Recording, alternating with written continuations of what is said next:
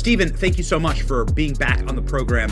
I'm wondering your takeaway from this news that a man, we now have a name, Brian Cole, an anarchist, I'm just going to put that in quotes because it seems a little mysterious to me, set these bombs presumably just to cause trouble that day. What's your initial takeaway here?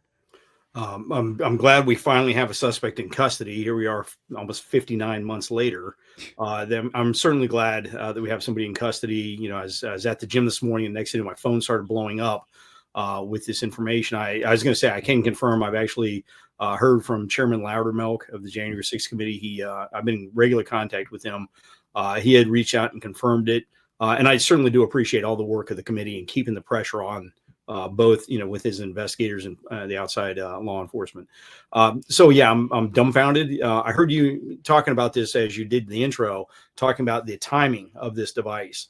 The timing couldn't have been worse. They pulled resources away from the Hill moments. I mean, literally minutes before we had the first breach on the West Front. So the timing, I've been suspect on this the whole time. I've been pushing, you know, trying to get closure to this. I hope this is the case. Who knows? Maybe it'll lead to some other suspects being taken into custody. But I think this is going to be a big puzzle piece to answering this the whole January 6th dilemma. How do you square that the FBI had this evidence from 2021? You obviously have a long and storied career in law enforcement, an incredible pedigree. I think that you should be made warlord of all Washington, D.C. That's just my opinion. I've already made the yard sign, Stephen. Happy to send you one. But nonetheless, you know what a good investigation looks like and what a bad investigation looks like. Do you believe the story that the FBI had all of this evidence for going on now 5 years and they just refused to look at it? You know, I'd hate to think that's not the case. You know, I've got a long history of working with the Bureau. WFO was literally right down the block from MPD headquarters. Mm-hmm. So we've always had a very good relationship with them. And I'd like to think that's not the case. The men and women of the FBI, I'm hoping they've been diligently working on this. I'd gotten word that they had maybe had some more information over the last couple of days coming in. So I was really hoping that we were getting ready to get somewhere. So I'd like to think that they've kept up the investigation. It's just a long time. And again, whether it's a homicide, whether it's the pipe bombs, you know, sometimes cases run cold and it just takes time. So maybe that's the case. I'm going to give them the benefit of the doubt on this one, but you know, hopefully we've reached this conclusion. Hopefully it's in time. I don't know. You know, I know we're bumping up against some of these statute of limitations, but I think we're well within it on this one and see where we go. But I'm hoping this leads to other suspects as well. Right. So, I mean, again, it's always been bewildering to me, like, how do you make pipe bombs without leaving any DNA evidence at all? This individual did seem to be extremely prepared. It was very hard to ID them. It was impossible to get all their cell phone data, even though this guy was ubiquitous on their cell phone, constantly in the videos using his phone. We couldn't get any of that data. The whole thing seems extremely mysterious to me, but I just, you know, it's my job to be a skeptic, right? Like, skepticism can't be wrong. And eventually, I guess this individual will get their day in court, right? And so we'll be able to see all of the available evidence. What further evidence would you like to see in order to bring closure here? Because I got to tell you, Chief, I just want closure, frankly. Like, I want the end of the story. There's two things. I want closure, I want accountability, and I'd sure as hell like an apology from Speaker Pelosi. But anyway, we'll talk about that later. Okay. So let me take you back to what you had talked about with the investigation of the DNA. Let's go back to 2018. I think it was Cesar Sayoc that sent all the pipe bombs through the mail to a number of members of Congress, Maxine Waters, a couple of other people. It was Capitol Police that actually collected that one unexploded pipe bomb that got Cesar Sayoc's fingerprint. So we actually were the ones that actually helped the FBI solve that case. So yeah, the DNA, you would think there'd be DNA, fingerprint, there'd be some type of association. Oftentimes they'll take the devices apart, and this one, you know, it was rendered safe with a water cannon, so is in pieces, and go back and try and find out where these pieces may have been purchased from. And you'd like to think that'd go to a closure. It worked in many other cases where we've been able to close these devices. And like you said, the person's on a cell phone. You can tell exactly the time they're on a cell phone and where they walk through. So they walk through a couple different areas, and you could have tracked that cell phone data. So that really always find that was surprising when the cell phone data didn't look like it appeared that it was corrupted. So for me, what I want to see right now is, what's link analysis? Who's this guy connected to, man or woman? I believe I'm being told it's a man.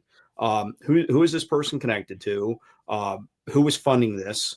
That's a big thing. Follow the money. You're going to get Yes. answers. Were they tied to anyone else associated with January 6th, associated in politics, anything like that? These are the things I'd like to know. And again, that should happen very quickly. Once you have the individual, once you have access to some of their electronic devices, and I'm sure FBI's already hitting the home. Yes, the warrants are all in place to download and phones, computers, things like that. And let's do some link analysis. Let's see who this person's connected with and see who is funding this. Would you accept a Nancy Pelosi apology today? And what's the likelihood of that happening? Let me set you up here by showing your call log with Nancy Pelosi, who refused to send you any support or declare an emergency or declare that the National Guard was needed in order to help you when your officers were being overrun, in part because they'd been depleted by the pipe bombs. You're absolutely right. And Congressional Report has said that if Pelosi's team, which is really led by her Speaker of the House, by her Sergeant Arms, who was Paul Irving at the time, that repeatedly denied my request, had approved my request on January 3rd, chances are the Capitol would have never been breached. We wouldn't be here talking right now. January 6th wouldn't be an issue. So do I think the chances of getting a call? I think I got a better chance of winning the lottery. I really don't expect that. I'm not sitting waiting by my phone for it. It would be nice. It'd be nice if they'd reconsider what I lost as a result of this. But I try to prevent it in advance. I try to prevent it during January 6th when I'm denied 71 for 71 minutes, almost a dozen times. That's just I cannot fathom. Why the hell would they keep denying my urgent requests for support? And they knew how bad it was on the West Front.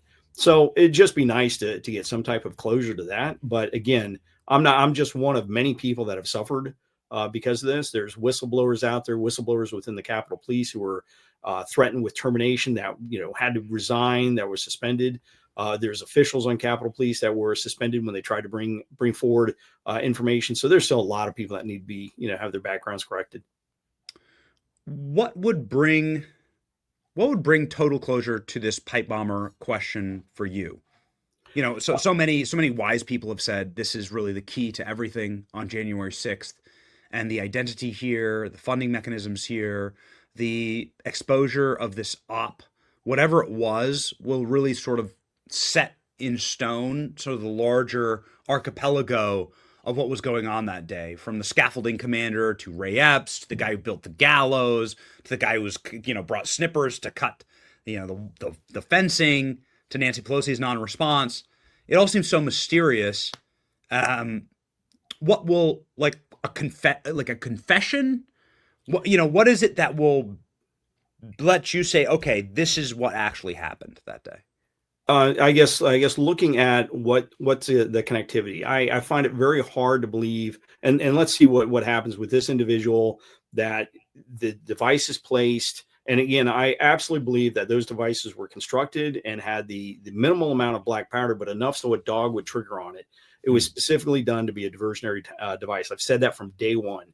And I do think that for me, it's what's the connectivity to anybody else? If there is connectivity to anybody else, either in politics, anything along those lines, how is this investigation going to go? This could just be the beginning of a very complex investigation, or it could be, one guy like you said, an anarchist that was trying to disrupt, cause mayhem, maybe. But I think, running down all those leads, if they lead to something, great. If they don't, then make sure that they're run down completely. I think that's what the American people are looking for.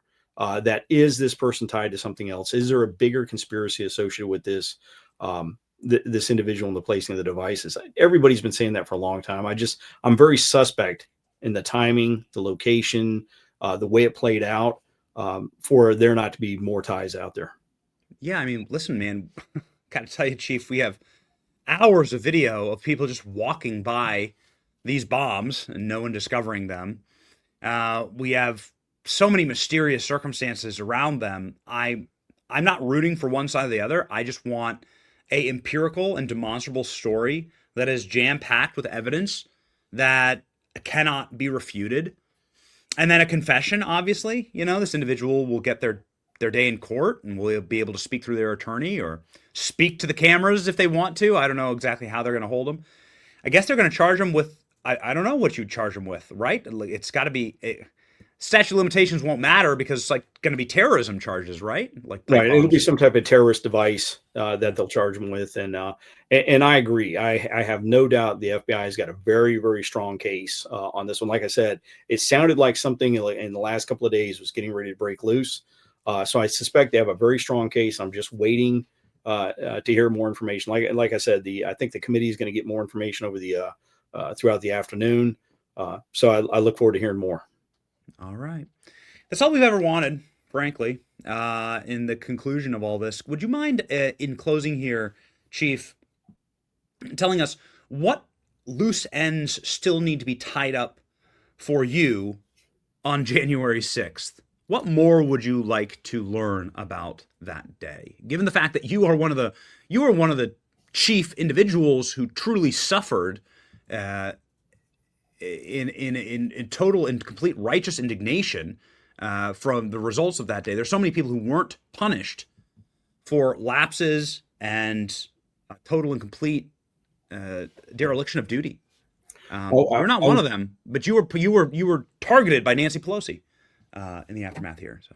Yeah, I think, again, I'm appreciative of the work of the January 6th committee and their letter in December 2024 exonerating me. That's a step in the right direction. I appreciate that. But there's still a lot of people that, need their lives corrected, both internal to the department, things like that.